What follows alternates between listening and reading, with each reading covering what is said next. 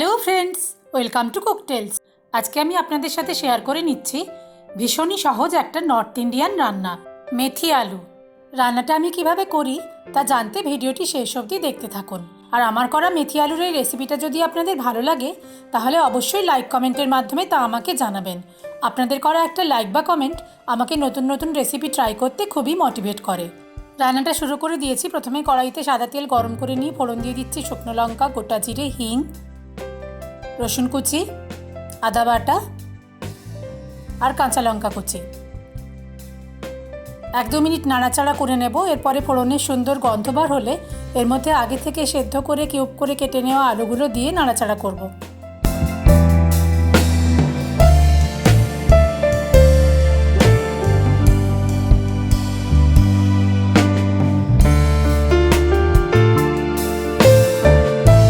আলুগুলো মিনিট 2-3 ভাজা ভাজা করে নিয়ে এর মধ্যে একে একে সমস্ত গুঁড়ো মশলাগুলো দিয়ে দেব।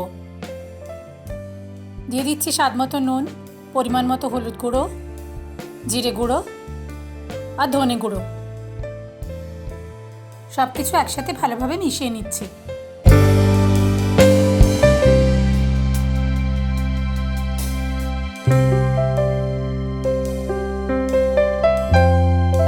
এরপরে মিহি করে কুচিয়ে রাখা মেথি শাকটা দিয়ে দিচ্ছি। মেথি শাকটা আমি জল দিয়ে ধুয়ে নেওয়ার পরে সামান্য নুন মাখিয়ে মিনিট 10 রেখে দিয়েছিলাম। এরপরে হাত দিয়ে চেপে চেপে জলটা বার করে দিয়েছি, এতে শাকের তিতকুটে ভাবটা অনেকটাই কমে যায়।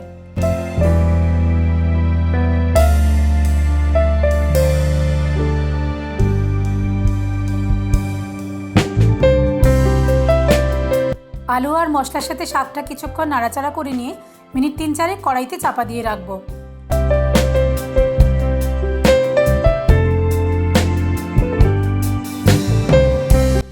3-4 মিনিট পরে কড়াইয়ে ঢাকনা খুলে গ্যাসটা অফ করে দেব। আমাদের রান্না রেডি হয়ে গেছে। দেখলেন তো কত সহজে আর কত কম উপকরণে রান্নাটা তৈরি হয়ে যায়। টাটকা মেথি শাকের দারুণ সুন্দর একটা ফ্লেভার আছে। আপনারা যদি মেথি শাকের ফ্রেশ সেই গন্ধটা পছন্দ করেন তাহলে এই রেসিপিটা আপনাদের ভালো লাগবেই।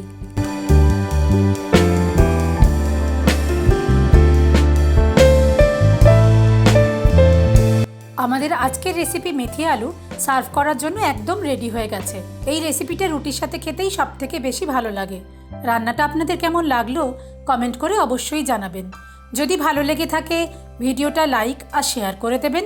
আর আমার চ্যানেলটা সাবস্ক্রাইব করতে ভুলবেন না যেন। খুব শিগগির আসছি নতুন রেসিপি নিয়ে। টাটা।